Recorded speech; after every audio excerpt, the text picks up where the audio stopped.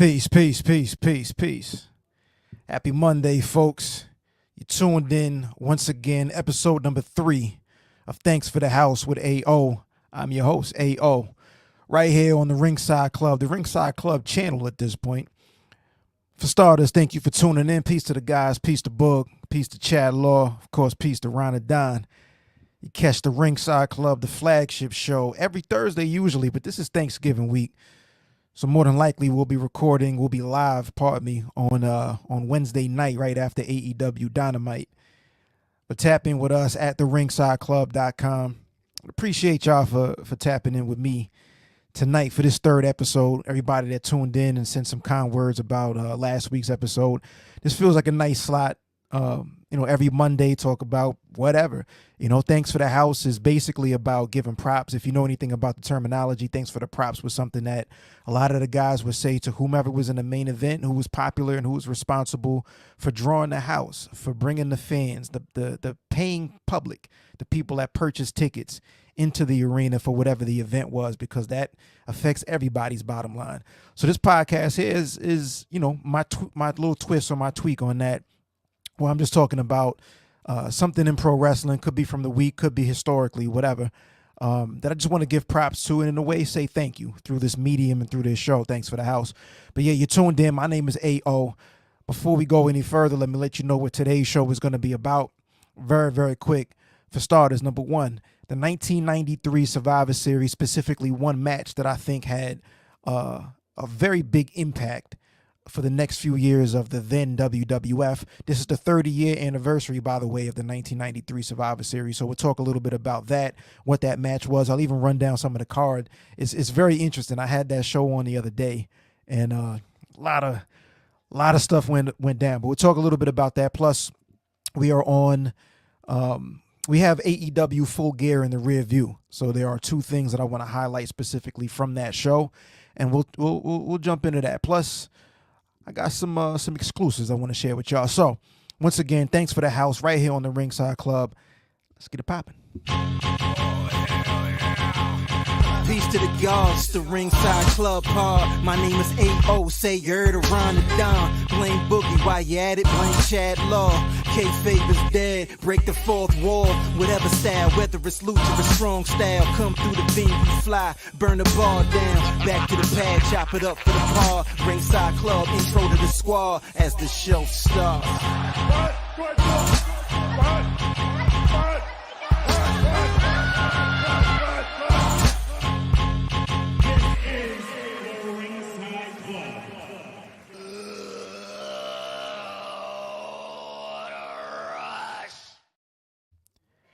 And here we go. Thanks for the house with AO. I'm your host, AO.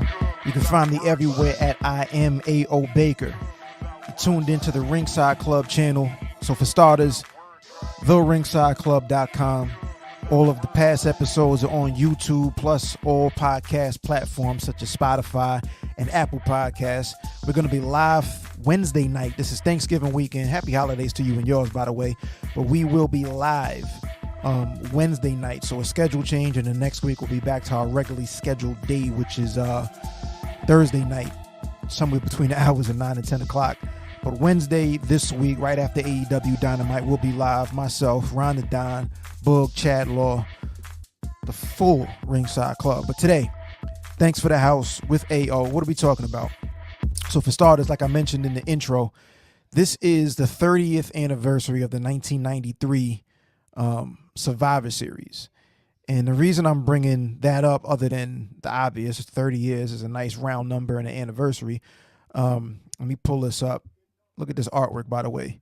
And I just announced that I'm dropping No Flows Barred, by the way, a project which is going to be coming out next week, Tuesday.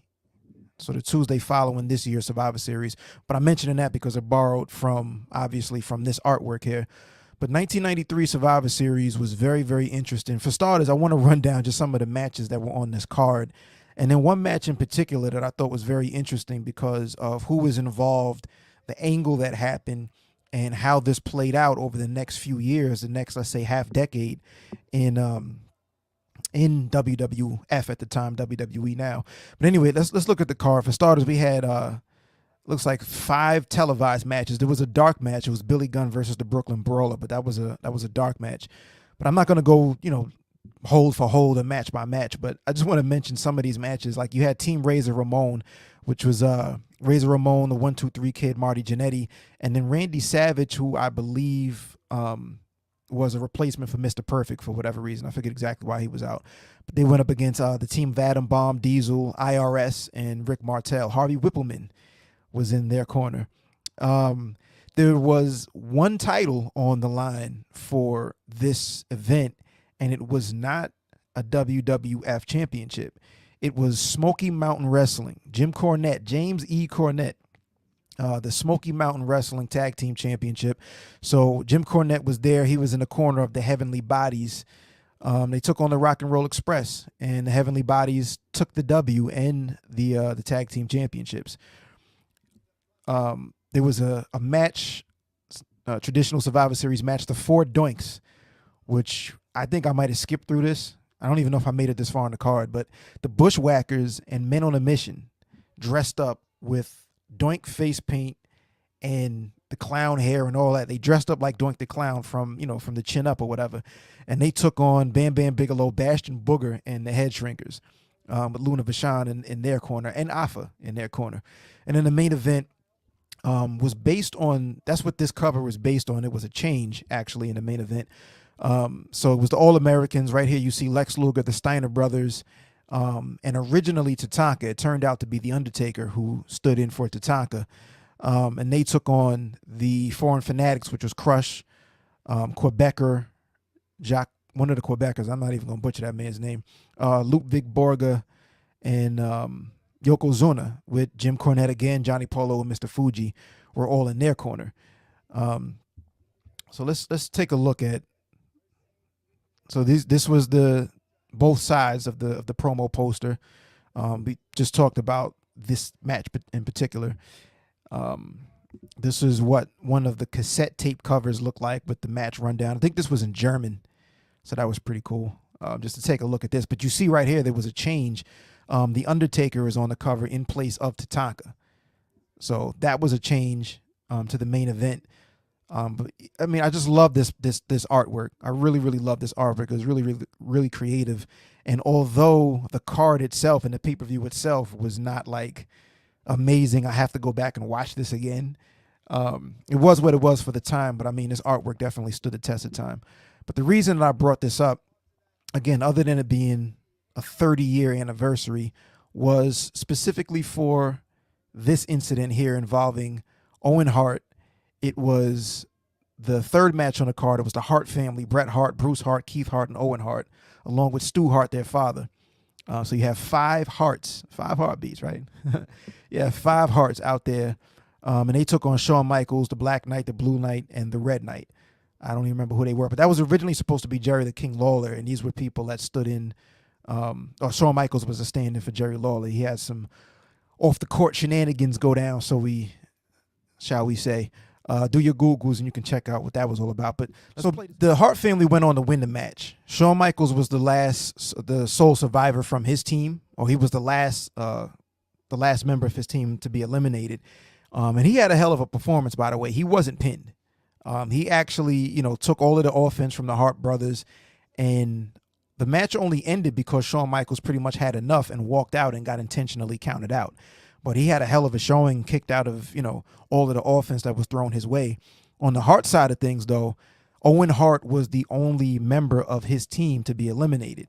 Owen was basically Irish whipped into the ropes and knocked Bret Hart off of the ring apron. He hit the guardrail, but that caught Owen's attention, got him stunned basically. And Shawn Michaels went in for a pin and eliminated Owen Hart. And what happened at that point was Owen Hart blamed Bret for being the one that was eliminated. So after the match was over, Owen went to the back. After the match was over, Owen came back to the ring, and that's what this photograph here is. This is, Owen Hart arguing with all of his brothers and even his father. You saw his mother in the crowd and other family members, other Hart family members. They were distraught. They don't want to see, their family fighting amongst one another. But why this is significant, this was the beginning of, Owen Hart coming out of the shadow of his family, specifically Bret Hart. What was really cool, like for starters, you see this gear here. This was the, almost like the traditional wrestling singlet gear mixed with the, the pink and black that became synonymous with the family. This was, I believe, the first time that he wore this. The entire team wore, this as a uniform. But Owen basically started to craft what his identity would be. He would eventually go on to turn heel. He'd have matches against Bret Hart. That match against WrestleMania, I believe this was the following WrestleMania. The match against Bret Hart where he actually won, even though Bret Hart went on to beat Yokozuna for the world title later on that night. This was Owen Hart beginning to come out. Previous to this, he was the Blue Blazer, and then he was just like a wrestler. He was, he was the Blue Blazer. He teamed with Coco Beware. But this was like the seeds were planted at this point for Owen Hart to, really come out and show what he could do and what he was capable of. So anyway, 1993 Survivor Series, if anybody wants to go back and watch, I would recommend like sticking to this match. It was a solid match. Again, like a great performance from Shawn Michaels, great performance from Owen and Bret and the rest of the Hart family. But more so than the match, it was really what this meant for Owen Hart's career, and really what this meant for the Hart family's career, because this was really the last time that Bret and Owen were really, really 100% together until later on, after Bret turned heel at WrestleMania with Stone Cold Steve Austin and went on to reform the Hart Foundation with Owen, with British Bulldog, with Jim Neidhart, and with Brian Pillman. They weren't really on the same page on camera until that moment. So there were years that went by before the Hart family was, back together again. So yeah, go back and check that out. It's on, whatever network you watch it, whether it be Peacock or the WWE network. If you're international, tuning into Thanks for the House right here on the Ringside Club channel, things like that. But go back and check that out. Again, just because Owen Hart went on to have a hell of a run over the next few years and played a major, major role, like tag team champion numerous times with the British Bulldog, with Yokozuna. So yeah, go back and check that out. European champion. So go back and check that out. 1993 Survivor Series, 30 years ago. So moving on.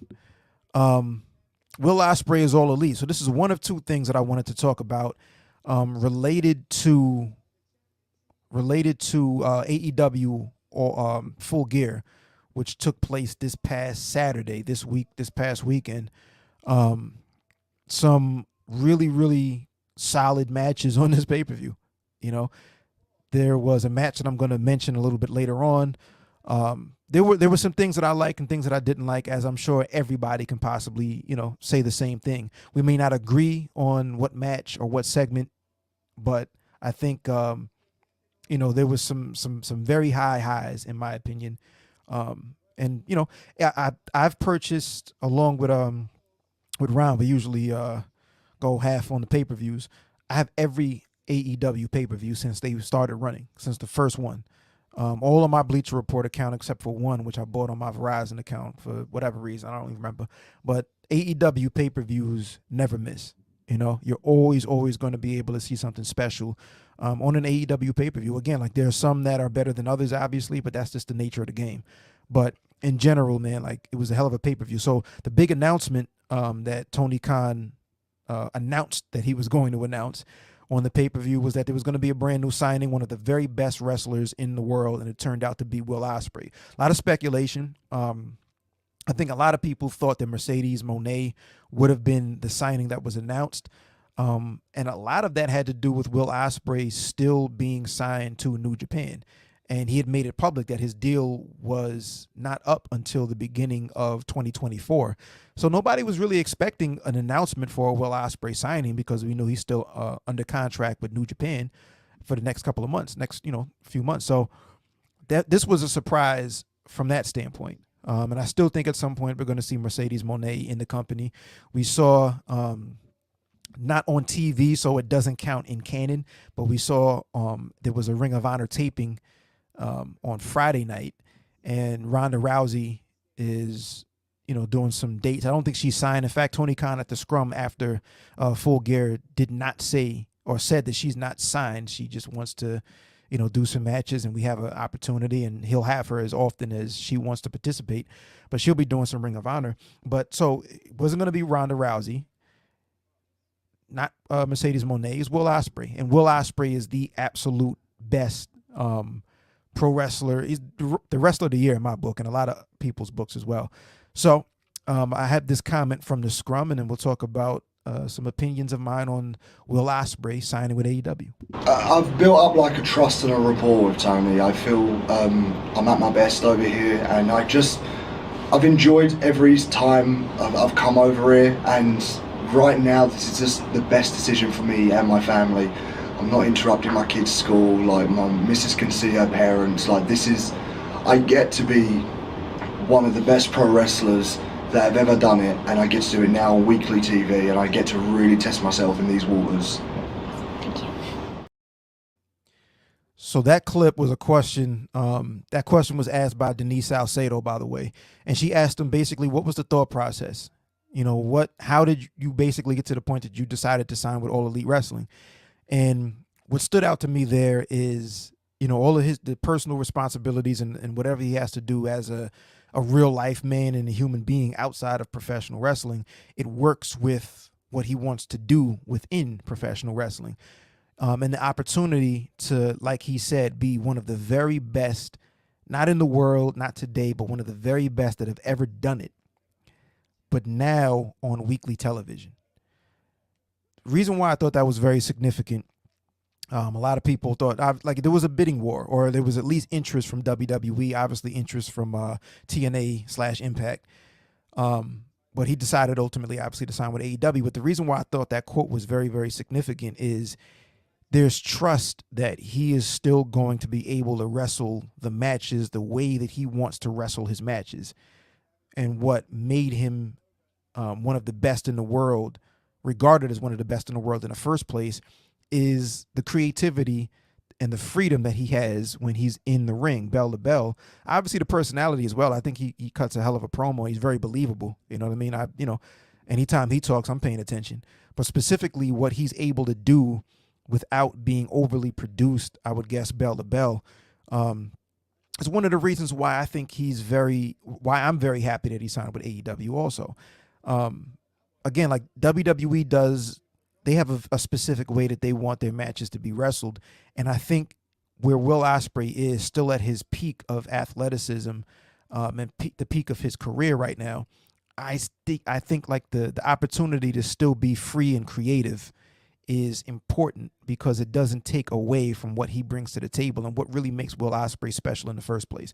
And on top of that, he's still, he mentioned at a few different points during the scrum, and so did Tony Khan, that he has the freedom to still wrestle with New Japan even after his contract is up and he's officially All Elite, because of their working partnership. So I think that's really cool for people that love to see him over in Japan and part of their big events as well. Obviously, he'll be a part of Wrestle Kingdom, but even, some of the events that they have throughout the rest of the year, he's still going to be a part of. It was crazy to me. Like, I saw, like, Twitter is a cesspool. You know what I mean? There's so much like bad faith commentary. There was an earnest and an honest question where somebody asked, like, why is it special? Why is Will Ospreay a special signing for AEW if we've already seen him with AEW? And the answer, again, is what he said in that clip that I just played. He is the best wrestler today, one of the best to ever do it. And now there's an opportunity to see him, even though he might not wrestle every week, but there's the opportunity to see him do what he does, whether that be cut a promo, participate in an angle, or have a big match on weekly TV. Once a week, 52 times a year minimum, you're going to be able to see Will Ospreay. That's why this is a big deal, because he is the wrestler of the year. He spent 8 years in New Japan as one of the very best. We've seen him grow and change his style and become undeniable at this point. And the reason why it's a big deal is because we now get to see him weekly, but still free enough to do what he wants to do and be as creative as he wants to be within the ring, bell to bell. And that's important. So that was topic 2 and the first of 2 of coming out of Full Gear. Here's the other one. This was a tweet earlier. There was some news. TMZ posted and wrote an article for their website. Their headline was AEW's Adam Page staples Swerve Strickland's face, drinks blood in gruesome match. Click to read more. And King AO, not to be confused with me, AO Baker, but King AO on Twitter, he quote tweeted and said, "This is why AEW should continue to be themselves and continue to be a true alternative. They did something that you'd never see on the other channel, and it made headlines with a mainstream outlet. Makes you think." So if you didn't see, if you're squeamish, by the way, maybe tap out at the next, turn your head or whatever. But there were a lot of amazing moments. There was the Texas Death Match, Swerve Strickland versus Hangman Adam Page, in clearly one of the most violent matches in AEW history, probably their best Texas Death Match in AEW history, probably one of the matches of the year, or at least a candidate for match of the year. It was amazing. An amazing performance by both of those gentlemen. Ultimately, Swerve Strickland picking up the W.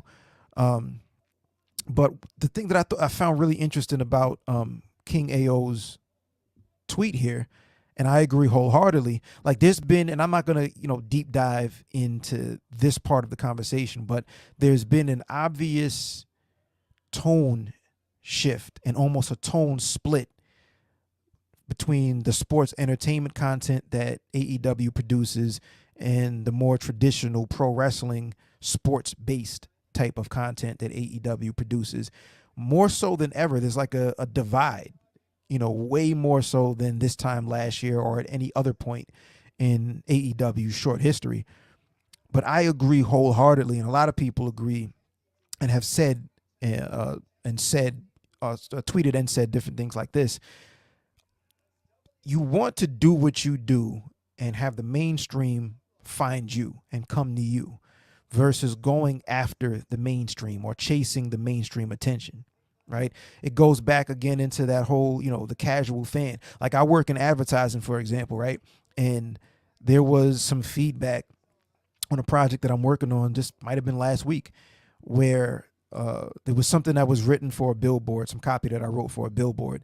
And a piece of the feedback was the everyday average general person walking by this billboard might not know what you're talking about or what this is supposed to mean, what this copy means. And that's the point, right? The point here is the target audience is not the general everyday average person that's just walking by. We have a target audience that this is made for. So when they read that billboard, or in the case of AEW, when they see our product, they know it's for them. They know what time it is. This is for them, right? I'm speaking directly to you. I'm not trying to speak to everybody. I think you lose the plot when you try to speak to everybody or when you chase that mainstream success. And here you have a major mainstream outlet like TMZ covering a Texas death match because it was that notable.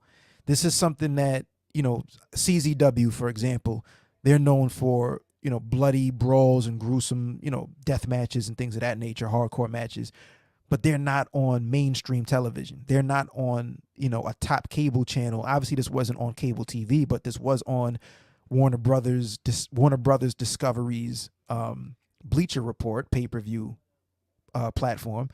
That's mainstream, right? And then all of the footage that came out. So CZW does their thing, but they don't garner the same attention that an AEW does. And like WWE, for example, they're never going to do a match like this. So the point here, for everybody that may be listening in whatever field you're in, specifically talking to anybody over at AEW, just continue to run your race. Do the things that make you AEW and not run the risk of becoming WWE light. There's, again, a lot of opinions and commentary coming out of certain matches, specifically the main event, the MJF match versus Jay White, and how this is too shenanigan heavy for a lot of people's tastes. Stick to your race, man. Like, you'll be able to have the mainstream come to you by doing your thing, right? So, props to the two gentlemen that were involved in this match, Swerve Strickland, Adam Cole, Hangman Page, Adam Page, Hangman Adam Page. Hell of a match, one of the matches of the year. Run your race. That's the moral of the story right here. So before we get out of here, once again, next week, No Flows Barred, right? So here's the deal. This project, I put it together. This artwork was designed by fellow Ringside Club co-host Blaine Boogie. Featuring Heartbreak Julio, 3 tracks featuring Heartbreak Julio, Graham. This is Heartbreak Julio from the Almanac Show, Graham from Public Enemies Podcast, and Rich Latta from One Nation Radio. Mixed and mastered by Sanus Howe Mastering. It's available next Tuesday, November 28th, the Tuesday after Survivor Series, which is coming up this weekend. So basically a week from right now, midnight. This will be on all DSPs, Spotify, Apple Music, Tidal, wherever you get your music and listen to your music and stream your music, it'll be available right there. But it's available right now, partofmyfresh.com, for digital download. If you want to get it a week early, go to partofmyfresh.com and you click the No Flows Barred collection, and it'll bring this up along with this. We got some merch. We have some merch. T-shirts, No Flows Barred hoodies. Beautiful, beautiful, beautiful stuff, man. So you can go and grab yourself a tee, get yourself a hoodie, get yourself the album before, or the EP rather, before anybody else gets it on streaming. You can get it directly sent to your inbox. All you got to do is pay the $5. But No Flows Barred, go to partofmyfresh.com and hit the No Flows Barred collection, and you can pick that up. Appreciate everybody for any support, anybody that's sharing, anybody that's making a purchase. So this was such a joy to put together, and the way it's looking, man, this might be a little series, something that I do, maybe sooner rather than later. Maybe there's a No Flows Barred 2 coming up. But nonetheless, pick this up, partofmyfresh.com. My name is A.O. This has been Thanks for the House. And thank you for tuning in. Once again, the Ringside Club will be live Wednesday night, right after AEW Dynamite. Hit the ringsideclub.com for all episodes, all shows. Subscribe on YouTube, subscribe on Spotify, subscribe on Apple Podcasts, and everywhere else podcasts are available. Yo, hit the subscription button on YouTube. We are 98 subscribers, so it's 2 subscribers away from hitting our first 100 subscribers on YouTube. Appreciate all y'all, man. This is something that we've been able to build from zero, right? From nothing. Built that channel up from nothing. Been making some waves within the pro wrestling community, the podcast community. So thanks to everybody for checking it out, subscribing, things of that nature. But check that out. Hit the ringsideclub.com, hit partofmyfresh.com. My name is A.O. I'm everywhere at I am A.O. Baker. Catch y'all when I catch y'all. Peace.